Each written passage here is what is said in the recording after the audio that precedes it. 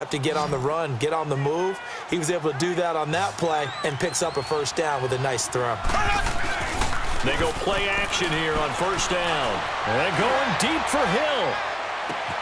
And that is going to be pulled in one-handed. Wow.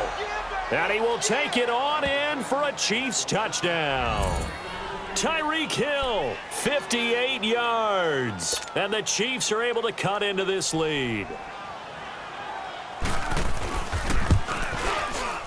Extra point right down the middle, and it makes the score 21-10.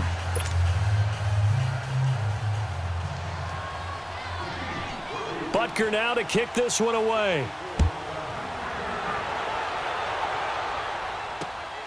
This is taken at his 4.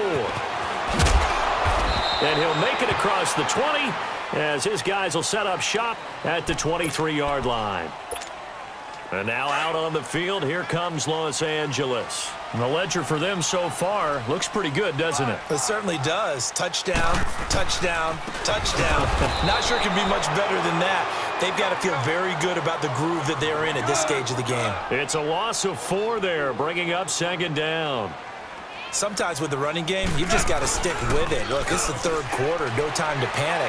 But that also doesn't mean you just do it the same way you've been doing it the entire ballgame. Maybe you change up some blocking assignments or run a few different plays, but stay with the overall essence of the running game. Give him 30 yards there.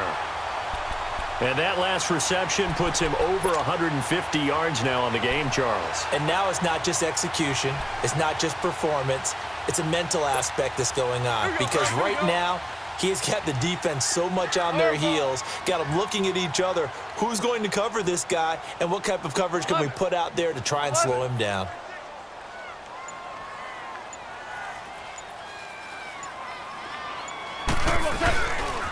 On the handoff, it's Gurley. Dances by him. Breaks the tackle. He's got room to run. Give him a couple on the carry there. 2nd and 8. Tough first half for him, unable to put up the numbers he's used to producing. But with a guy like him, you and I both know it just takes a couple of explosive touches for him to make an impact on this game and on the stat sheet as well.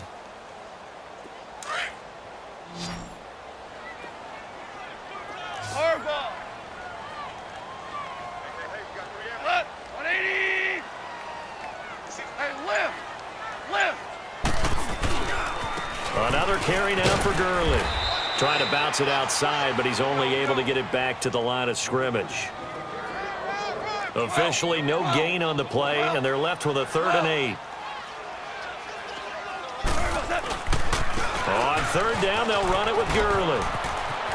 Good move by Gurley. And he is tackled inside the 40, not quite to the 35. They give him 14 yards that time and a fresh set of downs. They'll fake the handoff. Now Goff. He couldn't quite hold it. Got hit. Ball pops out. Incomplete. Well, the numbers have been good in the passing game and certainly a big reason why they have the lead. But now here, 3rd quarter, maybe go to the run game a little more? Yeah, perhaps. I mean, after that incompletion, a little credit to the defense for shutting them down on that play. Maybe you try and run the football a little bit more in this spot. But they have to feel good about how they've been throwing it overall. They'll run it now out of the gun. And able to push his way forward here for a good little gain.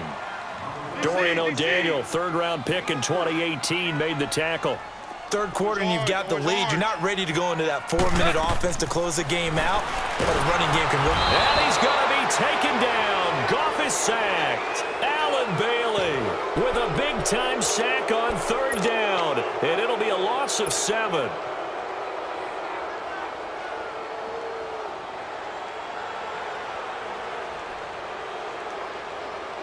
Goff and his guys not coming off the field. They're going for this.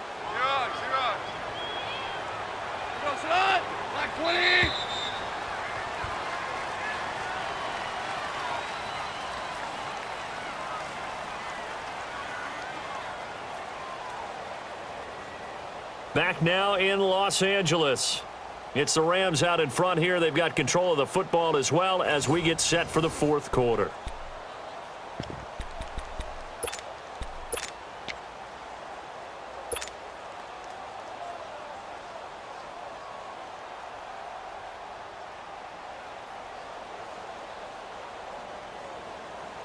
And with things looking pretty good on the scoreboard, they're going to keep the offense out there and go for it here on fourth.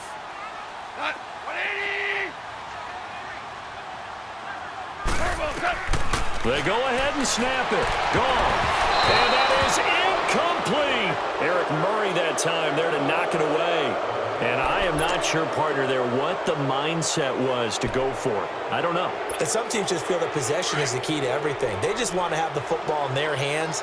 No matter how it goes to the other team, they just don't trust doing that. So they say, listen, go for it and try and finish it ourselves. They fake the give. Now Mahomes. Caught. Kelsey, left side.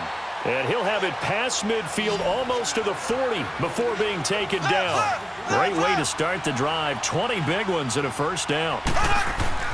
On first down, Mahomes. Steps away. And time finally runs out. He can't get rid of the football, and he's taken down. And on that one, the protection just broke down. You've got to have that leverage, don't you? We always talk about low man wins in the running game for an offensive lineman versus a defensive lineman. It's essentially the same thing in pass protection.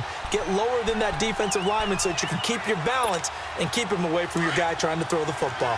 And the job becomes twice as difficult now. After the sack, it's 2nd and 20. They go play fake. Mahomes. And his throw's going to be incomplete. There defensively was John Johnson to knock it free. When I watched that play, I thought about what my coaches had told me in the past. The biggest teaching point, get your head around. Locate the football so you can make a play on it while it's in the air. That's exactly what he did there. That was nice. The Chiefs on third down. Just 1 for 3 thus far. This will be 3rd and a mile. They go play action. Now Mahomes. And this is caught by Watkins. And he takes this into the end zone for a Chiefs touchdown. Sammy Watkins, 52 yards. And the Chiefs are able to get this back within a touchdown. As a former DB, you might not like to see that, but from a wide receiver's perspective, those are the plays they dream of. Correct on both counts, all right? Because once he took off, I mean, let's face it, that should have been done in Big Sky Country. Aren't any speed limits out there? And off he went. Glad I wasn't the one trying to chase him. Flushed out right. Now that'll be tipped and intercepted. Picked off down at the 2. And a big turnover there as his guys will get the football back.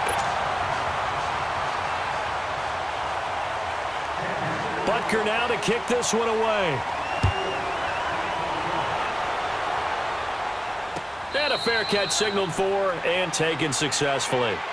So now here are the Rams as their offense comes back out. Right now clinging to a 1-score lead, Charles, and I think operating within that 4-minute offense with a little less than 4 minutes to go applies here, right? It certainly does, and that means the playbook is still wide open. But you are a little bit more careful about what you're calling. You want plays they're going to gain yardage, how would you say it, consistently, right? You don't need the big shots downfield, but make sure the clock continues to run. Pile up the first downs. And the goal, end the game with your quarterback kneeling down at the end, and you still have the lead. On second down, here's Goff. Over the middle, complete. It's Woods. And he'll get it up near the 35, right at the 34 here. And they'll get 9 there as that sets him up better for third down. They'll try and pick up the first with Gurley. He juked him. And a loss of 3 to bring up 4.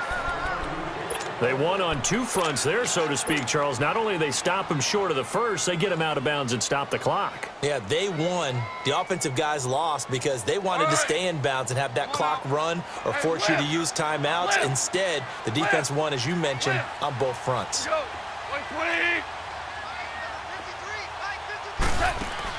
The Rams going for it on 4th. Gone.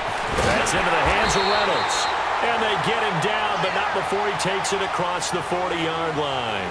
That's a 4th down pickup of 10 yards and an opportunity certainly missed on the defensive side.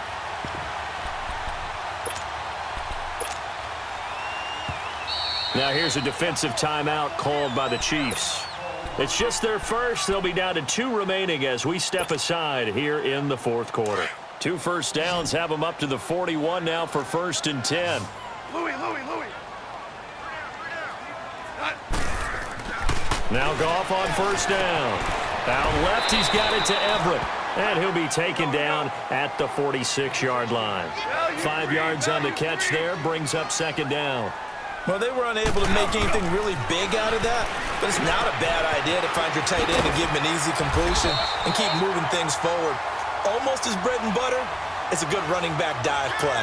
1st down, L.A. Goff finding Higbee. That was a route run not just with dexterity, but with intelligence. Found the hole in the zone, made sure the quarterback saw him, and was able to make the sure catch and flip the down marker back to 1. Not totally home free yet, but it's looking good as they come up 1st and 10. Cut. Like 20. Maverick.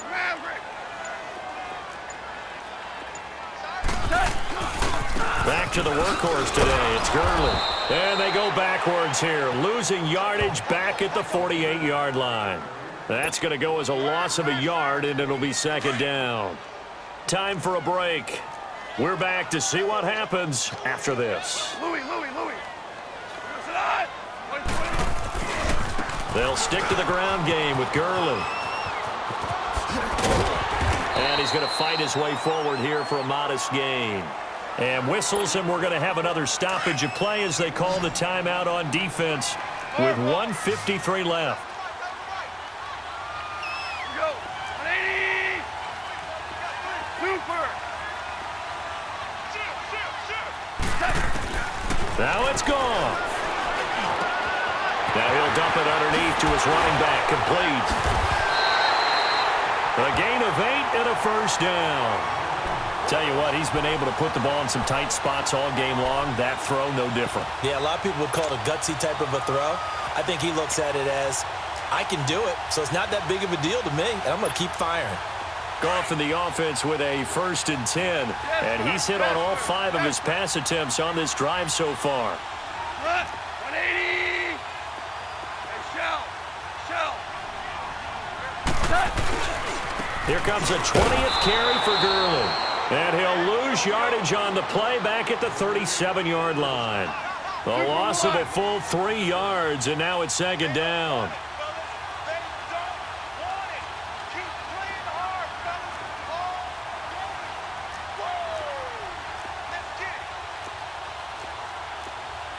We're good.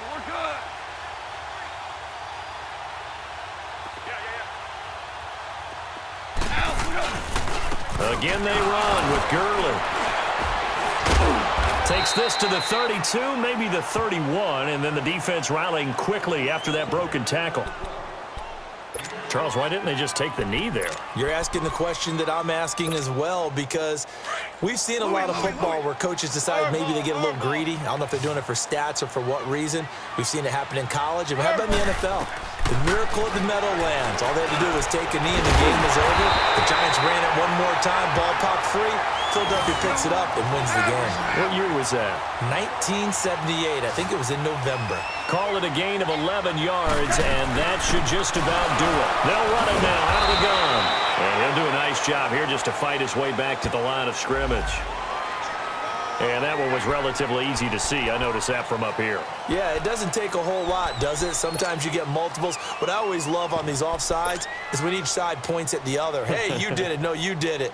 They deciphered that one correctly. Following the penalty, it's 1st and 5, and you got to think offensively, all kinds of options. Following the penalty, it's Gurley. And all the way down inside the 5 to the 4. It's a good gain of 11, sets him up 1st and goal. Boy, he does it at a high level, doesn't he? Because when I watch him, I think of his vision. Straight ahead, peripheral. Also, and this will be caught. Well, forget taking the knee. Some late gamesmanship here as they throw for a late touchdown. well, that